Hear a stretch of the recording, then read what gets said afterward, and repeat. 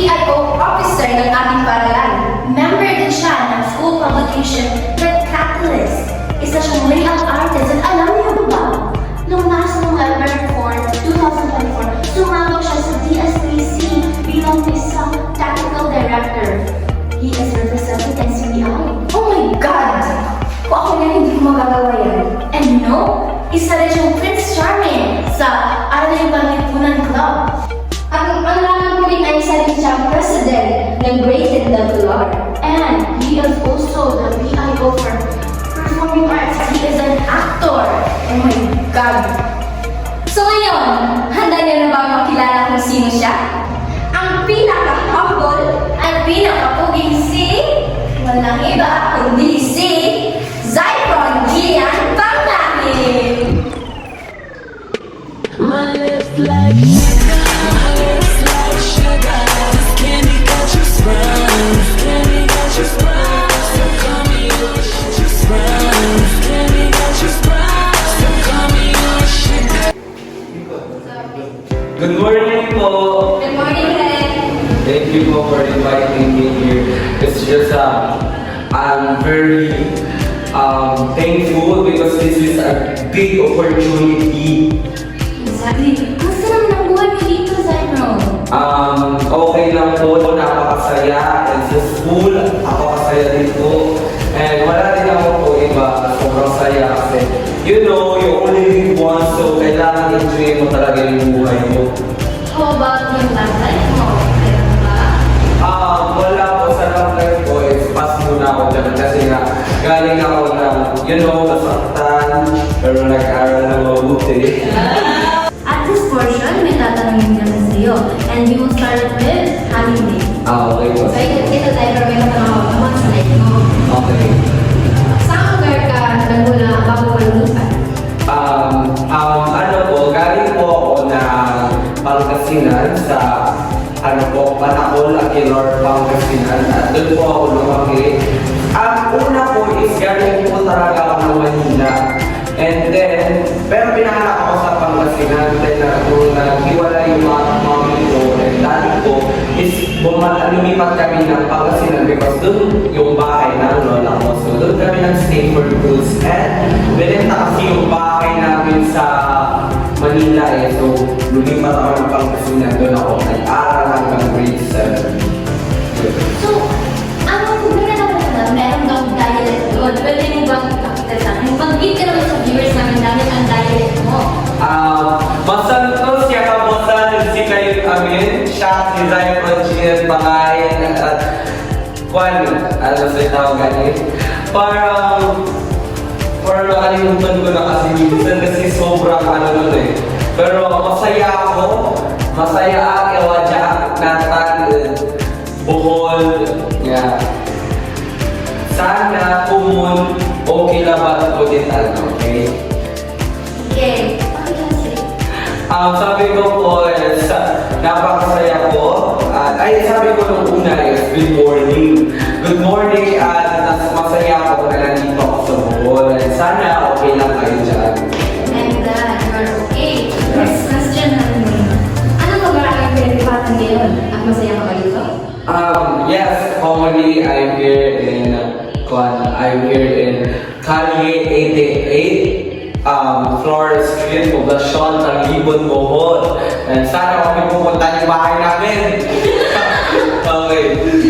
Pero masaya din naman ako ngayon kasi syempre dito sa lugar namin is malapit lang yung school natin. And kapag may mga meetings, hindi na kami hihirapan.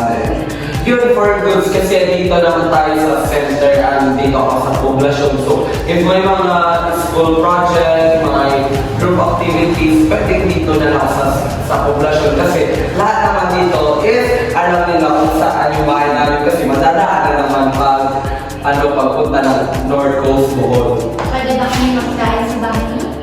Okay naman po. Pero hindi ako na-prepare dyan. Sige, next. Ano ang iyong mga dahilan ng iyong paglipat? Yung naging dahilan nga po, sabihin po natin na may misunderstanding kami ng mga mother ko. And then gusto ko din po kasi may mga tanong sa sarili ko kung ano ba talaga yung ako kasi ayoko naman na marinig lang sa ibang tao kung ano si Papa. So, I give him a chance na give myself a chance para masagot yung mga katanungan. Kaya nandito ako sa Bohol ngayon para dito sa side ng daddy ko para naman masagot yung katanungan kung ano naman siya. So, pero yun, nasagot naman yung katanungan na napakabait yung tao, napakapagmahal, and he give all his effort, all his sacrifice para naman mabigyan ako ng napakagandang buhay dito. At yun naman, lahat naman ng financial, emotional support bibigyan niya. So I'm very grateful here. But I'm very grateful din po para sa pamilya ko sa Pangasinan kasi wala naman ako dito kung wala sila, di ba? So, close na kayo? Close naman pagdating sa kabuang, sa mga kabaliwan, di ba? We're very open, pero pagdating sa mga problema yung sinasabihan si Papa. Pero pag financial, sasabihan ko siya kasi hindi naman ako pwede magtrabaho, di ba? Sige, dahil masolusyonan pa nito ang paglipat mo. Ang mga problema, masolusyonan na nito. Oo, nasolusyonan. Tulad nga ng sabi ko, nasagot yung mga katanungan ko. And hindi lang yun pala, ang reason din, isa sa reason is that nagkasundo ang mami and daddy ko na dito ako mag-aaral because si daddy ko muna yung magpapaaral sa akin in my high school life. And then sa college life ko naman is si mami ko. So, I am temporary lang dito sa Bohol. I'm not for good because, ang dami talaga may sacrifice, mga friends ko, mamimiss ko talaga sila, mga family ko dito. Hindi madali. Please, ikaw ay aalis na. Sino ba ang mas mamimiss mo? Siguro ang mamimiss ko, ang pinaka-mamimiss ko dito sa Bohol is that, oh my God. Siyempre naman yung classroom ko, grade 10, because hindi lang yung classroom na sasabihin, yung mga nasa loob ng classroom na yun yung mga tao doon. Kasi even na madami kaming misunderstanding, minumura-mura ko sila kasi ang titigas ng ulo. Pero dapat malaman nila kung gaano ko sila kamahal. Kasi hindi naman ako magsasacrifice sa damdamin ko. Hindi ko sila makalahat. Pero alam nyo yun, in my whole life dito sa Bohol, wala naman akong pagsasayangan ng oras eh. So I give my best sa classroom namin eh. Depende naman yan kung I feel respected. Kasi minsan hindi ko na-feel yun eh. Pero yun na nga sa leader, you should sacrifice, you should have enough patience, and kailangan sila intindihin palagi. May tanong lang ko. Ang dami mong sinalihan clubs, mga organizations, clubs, and isa ka pang SSG, PIO, Yeah. officer. Paano ba? Madaming mga, I'm sure, maraming viewers na gusto maging katulad mo, maraming sinasalihan. How to be like you po? Grabe naman yung tanong mo yan. Parang nasa akin, parang gusto ko pa yung maging ibang tao, pero thankful din naman ako kung asan ako ngayon. Isa lang ang masasabi ko. Ang kailangan nyo lang is confidence, tiwala sa sarili. And ito ang pinaka-importanting bagay sa lahat. Kasi lahat ng tao dyan sa school natin is may iisipin sa kasi ang kapal ng mukha mo, pero bibilid din sila at the same time kung gaano ka ka-confidence. Kasi madami ako narinig na confident mo naman.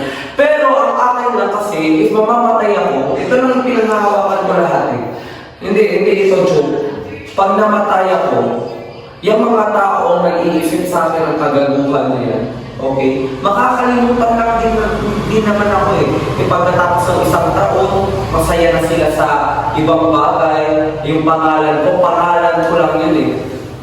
Yun lang yung may iwan, pero yung kagaguhan mo na maaalala nila, it's a pressure. Kaya kung ako sa inyo, gawin nyo na kasi minsan na maging high school. So, gawin niyo lahat ng bagay na nagpapasaya sa inyo. Yung hiya, pwede pa yung isatabi mo na, di ba? Yes. Kasi ang hiya na yan, yung nagiging barrier para maging the best version of yourself. No, kasi you're thinking about other people. Yes, true. The time is now. Your confidence is the key talaga, di ba? Yeah. Yes, that's true. Wala na akong malaman sa bulan na. Kakasama sa TikTok challenge natin. TikTok tayo. Sige po. 창이가 좋아하는 랜덤 게임 게임 스타트 아파트 아파트 아파트 아파트 아파트 아파트 아파트 아파트 아파트 아파트 아파트 아파트 kissy face So, meron kami, we have a little gift for you. Wow, thank you po. Yes, this is just like a token of appreciation. Thank you. Kasi we want to mark this day na pumunta ka dito because we feel so honored to be Yeah. blessed by isang, oh my God, isang all-around student here. Please Oh, accept thank you this. po.